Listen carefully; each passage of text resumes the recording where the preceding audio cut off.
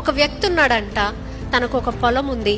ఆ పొలం తను దున్ని మంచి విత్తనం వేసాడు. చాలా మంచి విత్తనం వేస్తే మంచి ఫ్రూట్స్ వచ్చాయంట. మంచి ఫ్రూట్స్ వచ్చినప్పుడు తనతో పాటు వారి చుట్టుపక్కల ఉన్న ఫీల్డ్స్ అన్ని కూడా బాగానే ఫలించాయంట. అయితే తనకి మట్టుకు బెస్ట్ ఫ్రూట్ అవార్డు వచ్చింది.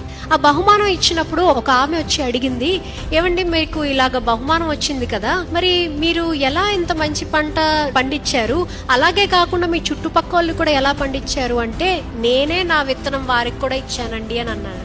అలా ఎలా ఇచ్చారు, మరి ఇది కాంపిటీషన్ కదా, మరి మీ విత్తనం వాళ్ళకి ఇచ్చేస్తే ఎలాగా అని అడిగితే ఆయన అన్నారంట, ఏం లేదండి, నేను ఎప్పుడు నా పంట గురించి చూసుకుంటే వారి పంట వీక్గా ఉంటే మరి పాలినేషన్ జరిగినప్పుడు అది ఎగిరి పక్క దాని మీద పడితే అక్కడ ఫ్రూట్స్ వస్తాయి. అలా జరిగినప్పుడు మరి వారి దాని నుంచి నా దాంట్లో కూడా పడితే నా ఫ్రూట్ కూడా వీక్ అయిపోతుంది కదా అని అడిగాడంట. When you only think about your fruit, when you don't think about others, how will you grow? నేను ఫలించాలి, నాతో పాటు పక్కవారు ఫలించాలి అనేది కోరిక, తీవ్రమైన కోరిక నీలో ఉందా లేదా?